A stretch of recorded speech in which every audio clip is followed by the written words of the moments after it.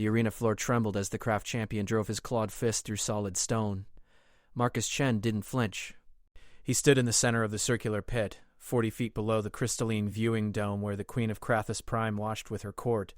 Around him, 100,000 alien spectators roared approval at the display of raw power. The champion, 8 feet of armored muscle and razor-edged fury, circled him like a predator, savoring the kill. Marcus had been a construction worker in Detroit 3 weeks ago. Now he was about to die for entertainment. The Krath warrior lunged without warning. Marcus sidestepped, feeling the displacement of air as the creature's claws whistled past his ribs. Too close.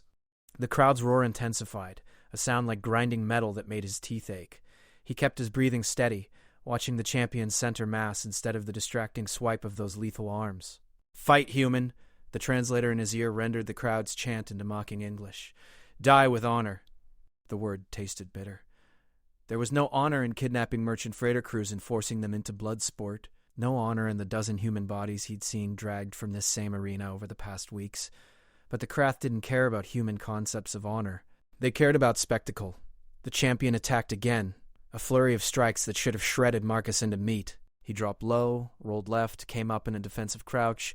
His heart hammered against his ribs, but his hands were steady. 20 years of martial arts training on Earth had taught him one truth. Size and strength meant nothing if you couldn't land a hit. Above, in the royal platform, Queen Zarathus leaned forward. Her silver exoskeleton caught the harsh arena lights, refracting them in patterns that hurt human eyes. She had never seen a human last this long against her finest warrior. Most died within seconds. This one had survived nearly a minute. The champion roared frustration. He charged like a battering ram, sacrificing technique for overwhelming force. Marcus waited until the last possible second, then threw himself into a slide that took him directly between the creature's legs. He felt heat from the Krath's body, smelled the copper-sulfur stench of alien biochemistry. As he slid past, he drove his elbow upward into the soft joint behind the champion's knee. The giant stumbled. Just a half step, barely visible, but the crowd gasped as one of their champion had never been touched by prey before. Marcus scrambled to his feet, already moving before the Krath could recover. His mind calculated angles and distances with a precision born from hundreds of sparring matches. The champion was stronger, faster, built from genetic stock designed for war. But Marcus had something the Krath didn't understand. He knew how to be weak and survive anyway. The next exchange happened in seconds. The champion swept low with his tail, a move meant to break Marcus's legs. Marcus jumped, landed on the tail itself, and used it as a springboard to drive his knee into the side of the Krath's head. The impact jolted through his entire body. The champion roared and swatted him away like an insect. Marcus hit the arena wall hard enough to crack ribs. Pain exploded through his chest. He tasted blood. The crowd noise washed over him in waves of alien excitement. They thought this was the end. The human would lie broken while their champion finished him. He forced himself to stand. Queen Zarathus's mandibles clicked in surprise. Her personal guard shifted uneasily. In 300 cycles of the great arena, no human had risen from such a blow. The champion approached more carefully now, wariness replacing contempt. This prey was dangerous. It didn't behave like the others, didn't panic or freeze or waste energy in useless displays. It moved with purpose, conserved strength, targeted vulnerabilities that shouldn't exist in Krath physiology. Marcus's vision swam, but he kept his focus. Every breath sent knives through his side, but he controlled his breathing, denied the pain permission to slow him down. He had watched 12 humans die in this arena, watched them torn apart while the Krath nobility placed bets and ate delicacies. He had memorized every movement of the champion, catalogued every pattern, every preference, every microscopic tell that preceded an attack. Now he would make that knowledge count. The champion feinted left. Marcus didn't take the bait. The real attack came from the right, exactly as he'd predicted, a diagonal slash meant to disembowel. Marcus stepped inside the arc of the strike, so close he could see his reflection in the champion's obsidian eyes. He grabbed the Krath's arm at the elbow joint and pulled, using the creature's own momentum against it. The champion's claws buried themselves in the stone floor. For a heartbeat, the warrior was off balance, overextended, vulnerable. Marcus drove his fist into the soft spot beneath the Krath's armored jaw. Once, twice, 3 times. His knuckles split against alien bone, but he felt something give. The champion staggered backward, making a sound Marcus had never heard before. Uncertainty. The arena fell silent. The silence broke like shattering glass as the champion recovered and released a sound that wasn't a roar but a scream of pure rage. The Krath warrior abandoned all technique and threw himself at Marcus with the fury of something that had never known defeat. Claws extended to maximum length, tail whipping in lethal arcs, every muscle dedicated to erasing the human who had dared strike him. Marcus knew he couldn't survive another direct hit. His ribs screamed protest with each breath, and his right hand was already swelling. He had one chance, one opening that would either save his life or end it in the next 3 seconds. The champion came in high, claws raised for a killing strike that would split Marcus from shoulder to hip. Marcus dropped to his knees and drove forward in a desperate lunge that took him under those deadly arms. His shoulder hit the Krath's midsection just below the central armored plate, in the spot he'd identified during hours of forced observation, the spot where Krath anatomy required flexibility over protection. The impact drove all air from Marcus's lungs. He wrapped his arms around the champion's waist and locked his hands, using every technique he'd learned in wrestling, every dirty trick from street fights in Detroit, every ounce of strength his human body could generate. The champion tried to bring his claws down, but the angle was wrong. Marcus was too close, too low, positioned where those weapons couldn't reach. So the Krath did what any creature would do when holds failed. He fell backward, planning to crush the human beneath several 100 pounds of armored mass. Marcus held on through the fall. They hit the stone floor together, the champion's back absorbing most of the impact, but Marcus's head snapping against the ground hard enough to fill his vision with stars. Somewhere in the collision he heard a crack that wasn't stone-breaking. The champion's movements became sluggish, confused. Marcus released his grip and rolled away, fighting through the vertigo that threatened to pull him into unconsciousness. When his vision cleared, he saw the Krath warrior trying to rise and failing. The angle of the spine was wrong. The fall had damaged something critical. Queen Zarathis stood in her viewing platform, her entire body rigid with disbelief. Around her, the court had fallen into stunned silence. This wasn't possible. Humans were weak things, barely sentient, suitable only for menial labor and occasional entertainment. They didn't defeat Krath champions. They didn't break the unbreakable. The champion managed to prop himself on one elbow. He looked at Marcus with eyes that held something new, respect. With his free hand, he made a gesture Marcus had seen before, when one warrior acknowledged another's superiority. Then he collapsed fully, breath coming in ragged gasps as medical teams rushed into the arena. Marcus remained standing through sheer willpower. Blood ran from his split knuckles, his mouth, probably his ears. Everything hurt with a clarity that told him he was alive despite all odds. The translator in his ear had gone silent, but he could read the crowd's reaction without words. Shock. Confusion. Some scattered hisses that might have been approval. A platform descended from the royal viewing area. Queen Zarathis herself stepped onto the arena floor, an unprecedented act that sent ripples through the assembled thousands. She approached Marcus with measured steps, her silver exoskeleton gleaming under the lights. Her guards flanked her, weapons ready but not aimed. She stopped 5 feet away and regarded him in silence. Marcus met her gaze without dropping his eyes. He had nothing left to lose. If she wanted him dead, he would die. But he would die knowing he had won. You are the first human to defeat a Krath champion in single combat.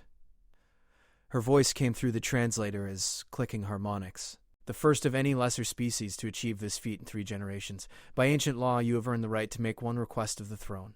Marcus's mind raced through the pain and exhaustion. One request. He could ask for his freedom, for wealth, for comfortable captivity. He could ask for many things that would benefit only himself. But as he stood there, feeling the weight of every human who had died in this arena, he knew what he had to ask. Release all the humans you've taken, he said. Send us home. The Queen's mandibles clicked in what might have been amusement or irritation. You understand what you request? There are 3,000 humans in bondage across my empire. Laborers, servants, arena fodder. They represent significant economic value. I understand. Power, position in my court. Genetic enhancement to heal your wounds. Instead, you ask for the freedom of slaves you've never met. I ask for what's right. Queen Zarathis tilted her head in a gesture Marcus couldn't interpret. For a long moment, she studied him in silence, and he wondered if he had made a fatal mistake. Then she raised one clawed hand. Grant his request. The court erupted in protest. Advisors surged forward, mandibles clicking in agitation. The economic implications, the political ramifications, the precedent this would set, each objection crashed against the Queen's raised hand like waves against stone. I have spoken. Her voice cut through the chaos. Ancient law binds even queens. The human fought with honor. He won with cunning, not strength. He chose selflessly, not greedily. These are qualities we claim to value in craft culture. Deny his request would deny our own principles. You have earned something beyond law's requirement, human. You have earned my curiosity.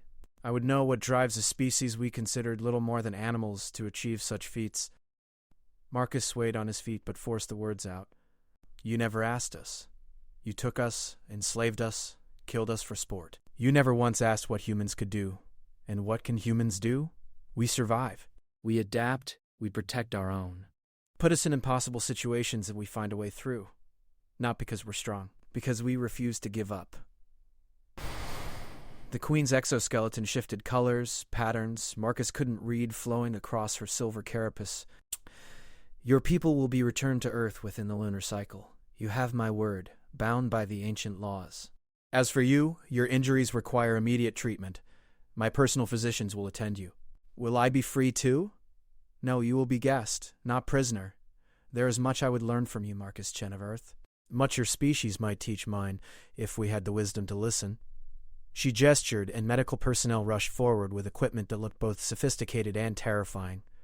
Rest now. You've won your people's freedom. That is enough for one day. As the medics lowered Marcus onto a hovering stretcher, the last thing he saw before unconsciousness claimed him was the crowd above. They were on their feet, thousands of Krath warriors performing the gesture of respect their champion had made. The sound that filled the arena was no longer mockery, but something closer to awe. He closed his eyes and let the darkness take him, knowing that everything had changed. Humans were no longer prey in the Empire's eyes. They were something the Krath hadn't expected to find among the stars, equals who had earned their place through courage, sacrifice, and a stubborn refusal to accept defeat.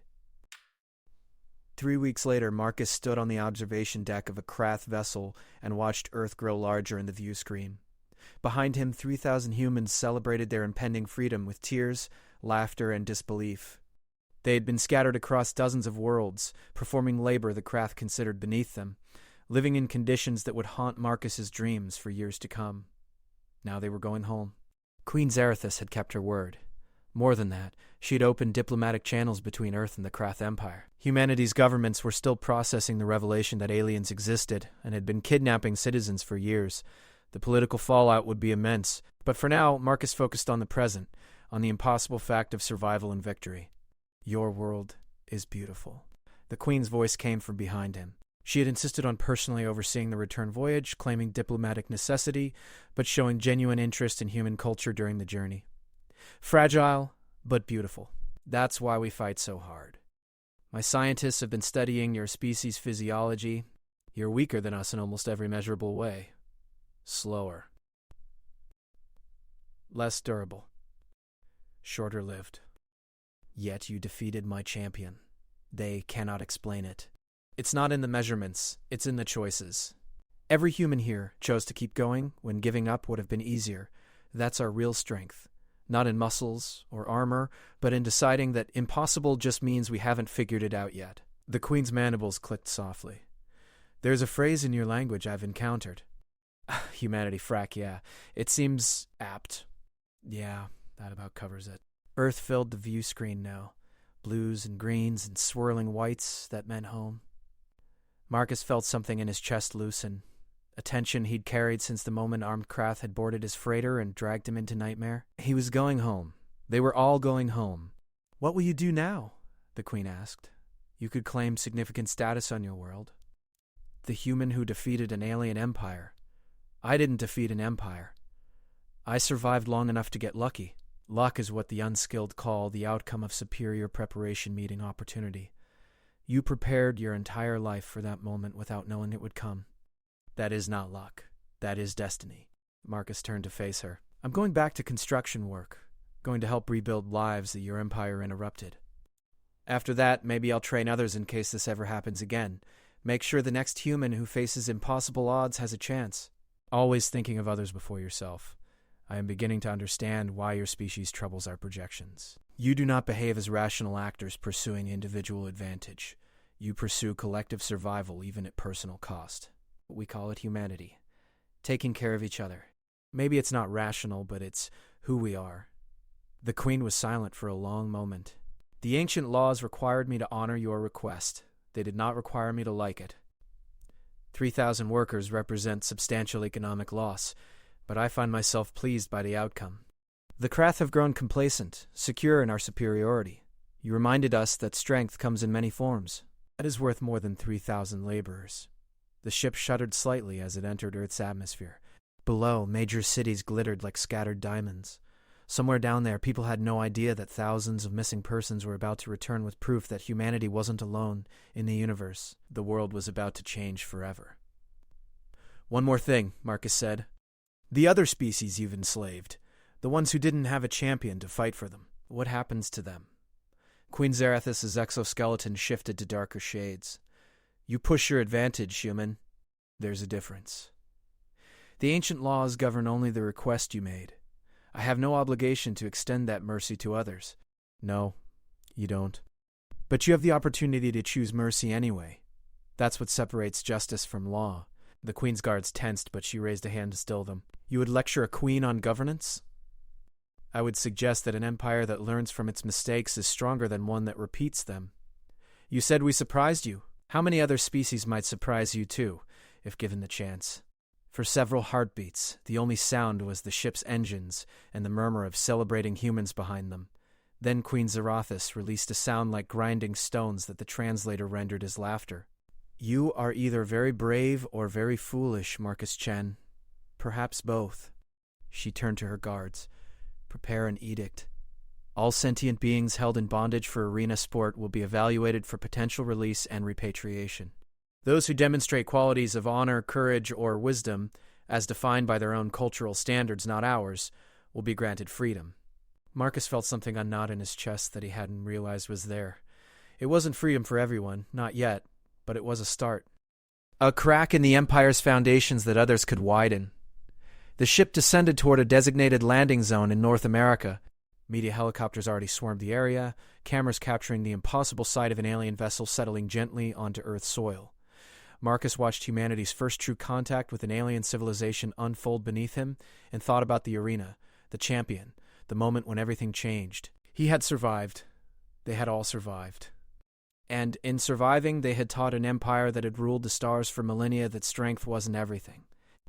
That the weak could become strong through determination, that the small could defeat the large through cunning, that humanity deserved its place among the stars not through conquest, but through the simple refusal to surrender what mattered most.